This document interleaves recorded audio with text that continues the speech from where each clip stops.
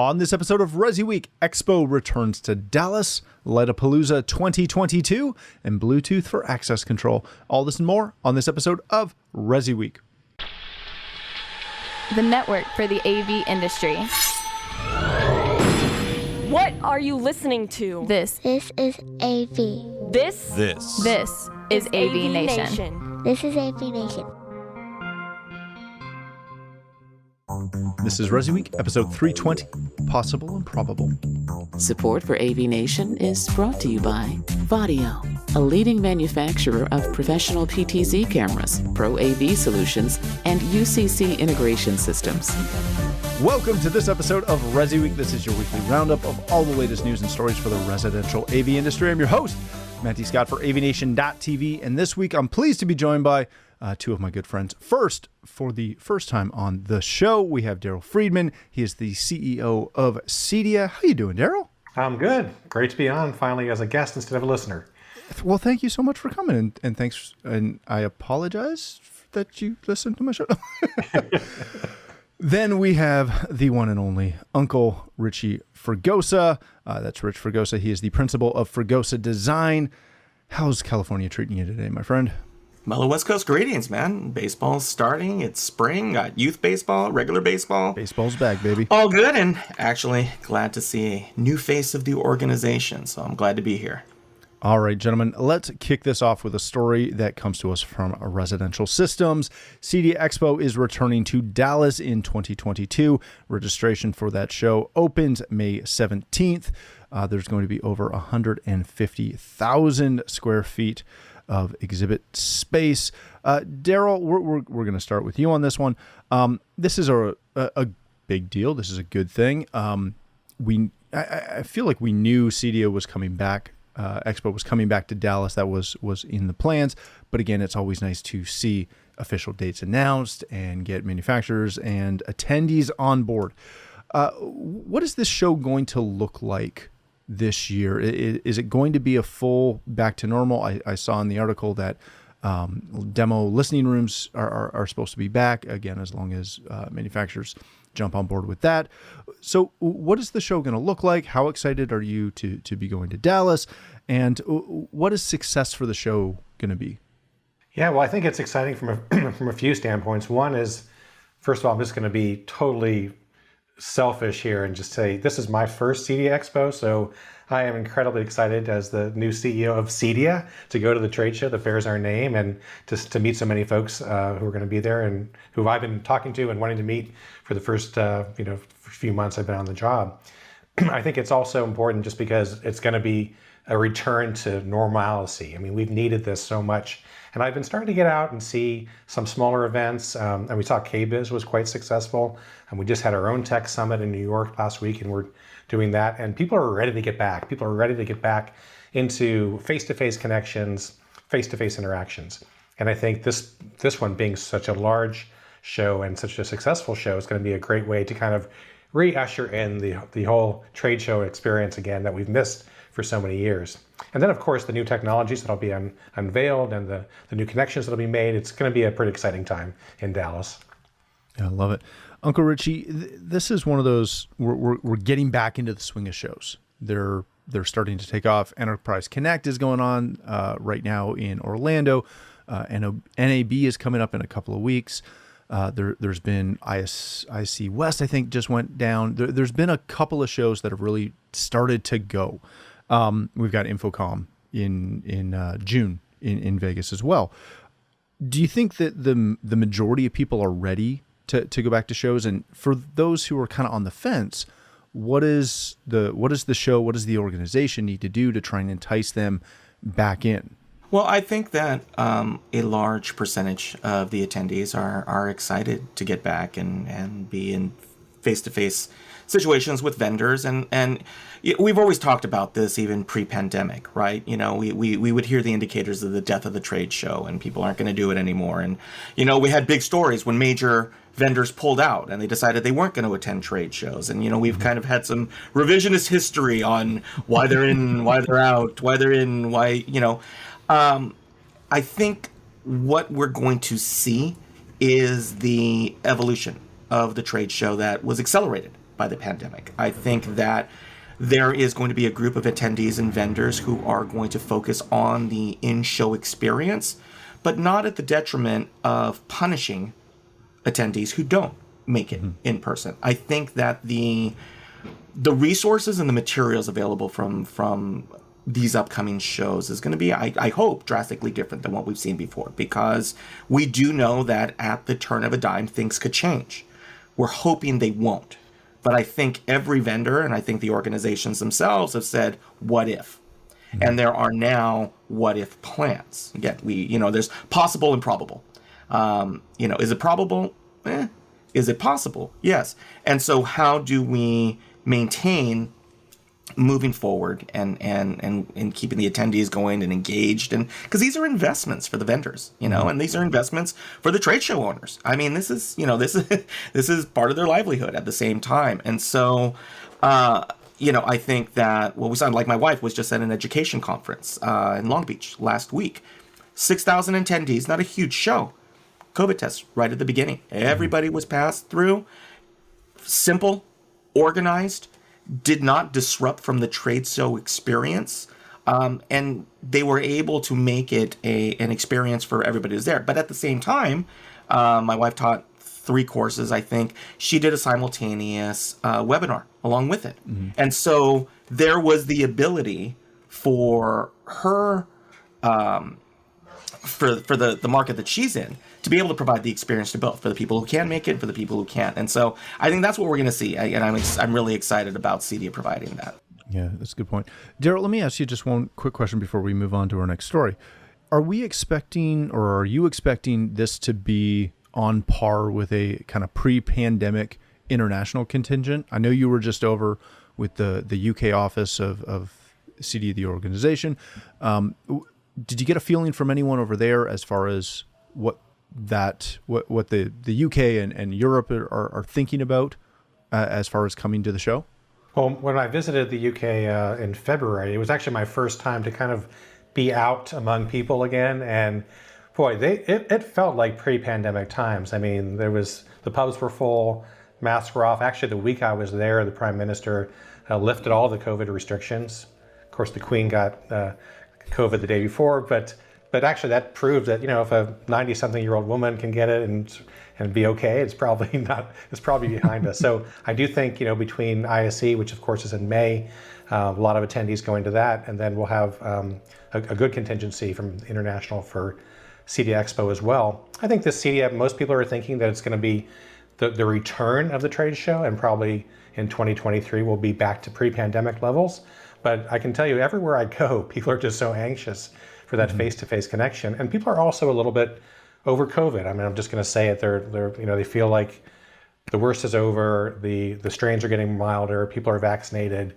They want to get out there and see their friends and see their colleagues and have a great experience. And I know that CEDIA Expo is going to provide that for them. Yeah, that's very true. All right, gentlemen, let's move on to our next story of the day. This comes to us from CE Pro and a good friend of the show, Mr. Jason Knott. Lightingpalooza 2022 illuminates 200 plus integrators on the lighting business. This was held in Dallas, and as I said, around 200 plus attendees were out there, and they were able to meet with a bunch of lighting manufacturers and learn a little bit about the lighting industry. If you have listened to the show for more than a minute, this is one of my little passion areas. So Uncle Rich, I want to start with you on this one. This is I think this is a very good thing, but I do get a little soapboxy when it comes to lighting and the integration world. What do integrators and industry-specific manufacturers, and I use that term very purposefully, what do they need to do to really see success jumping into the lighting fixture market? Because it is vastly different than the lighting control market, even though they work together. What do they have to do? I think the first thing that you said was the most important part. You need to understand the difference between lighting control, which is what integrators are going to be comfortable with, right? It's whether they're in AV control or anything else, lighting control is kind of a natural extension of something that you do. lighting fixtures are things that you see. And that is a departure potentially from the path that integrators are used to. Because, and I say this every time I sit down with integrators, is that you need to remember one important lesson. You are part of the construction industry. I don't care how much of a craftsman you think you are with your audio and your projection technology, you are still in a home if you're in the residential channel, which is what this show is about. You are part of the construction industry. There are other industries that are older than ours that are part of the process in a home. You not only need to respect that, but you need to also look to emulate that. And part of it is in the same way that we get upset that the other trades don't understand what we do, you can't suffer that same Achilles heel where you just kind of trot over somebody else's experience and expertise and craftsmanship because you think you know it. And so that's where education comes from, right? There is absolutely opportunities for lighting, shades, the other affiliated trades in the industry. But you got to be willing to do it respectfully and walk in embracing you don't know what you don't know. And especially when it comes to fixtures, right? Because you are dealing now with an aesthetic in certain elements in terms of the physical fixture itself, but then the type of light that it puts out. And not all light is good light. And that's a hard one to explain because you have to be willing to invest of yourself to really understand if you're going to go down that road. And I think that's, just the highlights of what they tried to do at Lightingpalooza, which was, hey, be okay with figuring out that you're going outside of your lane. And instead of trying to, this is not a fake it till you make it process. This is if you feel that you are getting outside of your skill set, partner with an established company, partner with lighting engineers, lighting designers, right? Partner with the manufacturers. And that was where the lesson was, which is, yes, there is an opportunity for this to be a profit center for you, but it's also an opportunity for it to be a company killer if you're not careful. Yeah, that's a really good point. Yeah, I will say one of the biggest things that HTSA has done is they partnered with ALA, the American Lighting Association, to create their HTSA specific lighting university course thing, which is really, really helpful in understanding not only obviously the design of fixtures, but how fixtures work and how lighting actually works. Daryl, this is one of those recent kind of side industries that the channel has kind of latched onto and said this is going to be a massive profit center, and you're going to be out there doing $20,000 to $80,000 landscape lighting jobs, which do happen. It's not the norm. Nice try. But there's a lot of great opportunity there. How do we get into new verticals, and obviously in this case specifically the lighting fixture vertical, without stepping on the toes of every electrician we've ever worked with, every designer we've ever worked with? Well, you're right. This is a growing sector. It's going to be one of the fastest growing, and we have some data coming out actually next month, maybe a future topic for ResiWeek about some of the data in terms of the size and scope of these new verticals like lighting. Rich is absolutely right. Education is going to be key to this. Our integrators have opportunities. Lightingpalooza, I just heard great things about that. CEDIA also offers lighting education. We have some new courses coming out. And there'll actually be a lighting track at Expo this year, which I think is new, and that'll be important for this sector. But it's so important for the integrator to understand this, because the integrator can do things that the electrician cannot do. This is not about hanging a fixture and wiring it. This is about making something seamlessly an experience into somebody's home that's going to change their lives. I happened to, just last week was in New York, and I went to the Lutron Experience Center. So I got to just see the latest technology in lighting. I mean, this really is, for a consumer, it can completely change the game. And so for an integrator, if they get the right education, they do the work, they become the experts, partner with those electricians, but do what you can do as an integrator that nobody else can do, which is to incorporate this seamlessly into the homeowners' lives and make it not just a lighting fixture, but an experience. Yeah, that's a really good point. All right, gentlemen, let's hit our last topic of the day. This comes to us from CE Pro, how Bluetooth technology connects access control and convenience. A shift in the access control landscape has opened up the possibility of smartphone-based credentialing via Bluetooth-enabled readers. This is a huge trend that has been picking up as far as using Bluetooth to, again, be your credential. Your phone is your credential to get you in the door, so you don't have to remember the little card that everyone loses and then blames on someone else and they left it in their car or their coat or something else. I've never done that. I've never been shut out of a corporate venue because I lost multiple cards. That definitely never happened to me. Daryl, does this show a major shift, a major growth in kind of that access control, that security market, that they've gotten away from traditional proximity readers and they've moved into Bluetooth and moved into something that is really easy to use because it's always with you, right? You always have your phone. Is this showing a massive growth in that market? Yeah, I don't know if I'd call it a major shift as much as just a continuing, ongoing evolution where we're trying to make these products more seamless and more easy to use and continually evolving them. And certainly this is something that is a great example because everybody has a cell phone in their pocket. They don't have to carry another item and they know how to use it. The Bluetooth is something that people are familiar with and they're already connected to. So I think it's just a continued evolution about how our integrators can make the technology seem invisible, seamless in their lives. I mean, we've all been using this technology. I stayed in a hotel last week and I used my phone to unlock the door. So in the commercial space, it's very comfortable and very widely adapted, and I never felt like someone's going to walk into my hotel room. But now in the residential space, to have this additional arsenal for the integrators, I think it's a great next step in the evolution of the technology. Yeah, I got my first look into that with our friend Andre Lalonde, who works for one of those manufacturers that does those hotel systems. Richie, is this a further push to see, alarm systems, access control systems, etc., become more DIY-ish, or is this just another evolution of that access control market?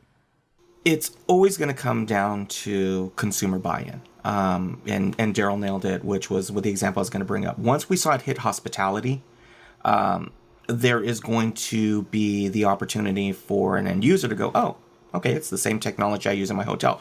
Regardless about whether an integrator has talked to them about RFID and Touch ID and fingerprint and all of these other things that has been around for decades, right? But it tended to be cost prohibitive.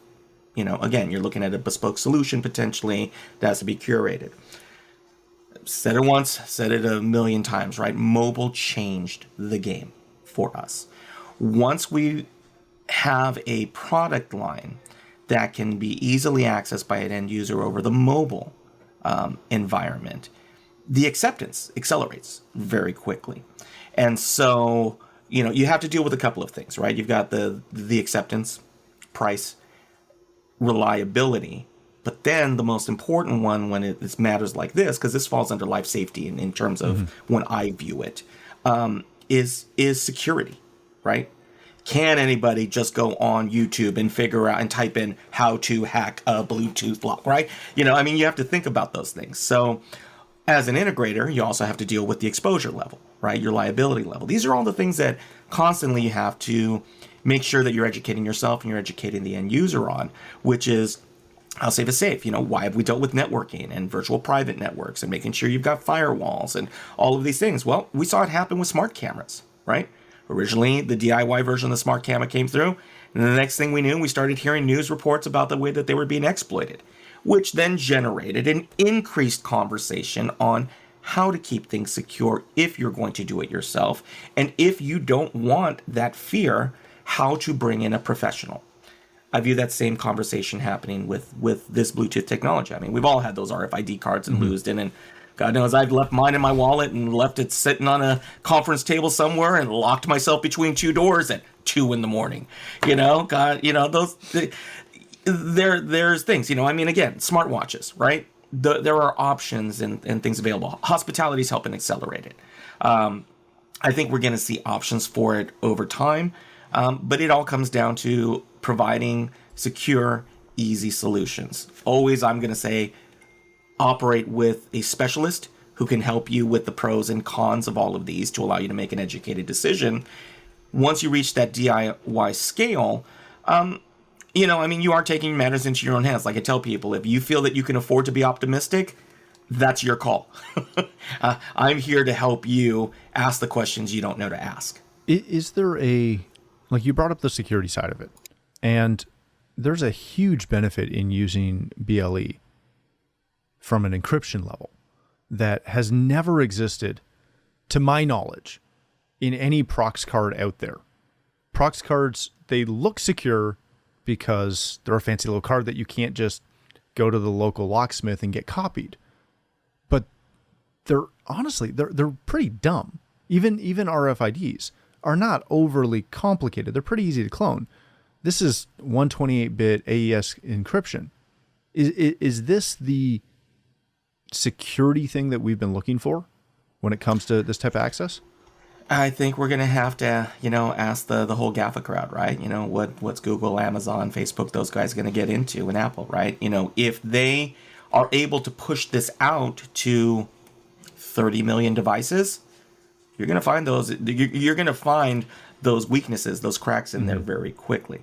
And again, I think that it's going to happen, and as the larger manufacturers who have the marketing muscle to be able to do it, show that it is, more reliable, more secure encryption. Every day, it becomes part of our common language. People know what encryption means now. Ask people 10 years ago what encryption was. I'm like, I don't know. Is it Crypt Keeper? I don't know. What the heck is it, right? But, these are the things now that we are learning and educating the end users with. And so, I find it a good thing. There's convenience. That's, this thing is in your pocket. It's available. If you can match convenience with reliability and security, leverage it. And this is one of those instances where we just have to take the message that's being put out and just amplifying it as much as possible. To try to poo-poo it or to think, it's going to be a fad. I remember being told 10 years ago from major manufacturers that the iPad thing was going to be a fad for residential control. I was told total fad. I was told 10 ways to Sunday how this was. Actually, I take it back. This was like 07 where I was told that this whole iPad thing was never going to take off. I mean, we got to embrace it. And part of what, again, the CEDIA channel is about taking that technology and making it more accessible. And so, learn up on it and use it because it's cool stuff. Very true. All right, gentlemen, let's leave it there. Uncle Richie, if people want to connect with you, learn more about Fregosa Design, where can they do that? You can find me on Twitter at @rfregosa. You can type my name into the interwebs, and most of the time good stuff pops up. But first and foremost, I'd love for you to find me here on AVNation.tv and our suite of shows that fit all the verticals. And obviously, I'd love if you'd, because we talk about the automation and control system industry with my partner, Steve Greenblatt, on the State of Control. You can find me and my brother from another mother there. But find me here if at all possible. And if you can help our sponsors out, even better. I love when you do my pitch for me.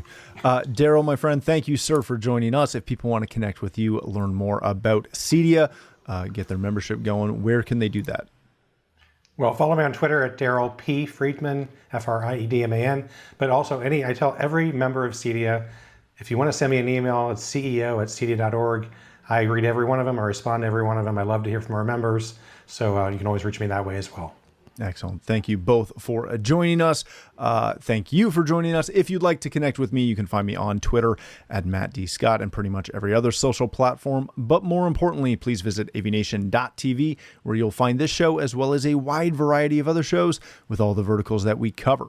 When you visit the website, please take a moment to check out our supporters. We are extremely thankful for their support and ask that you check them out as well. Thanks again for watching. That's all the time we have for this episode of ResiWeek.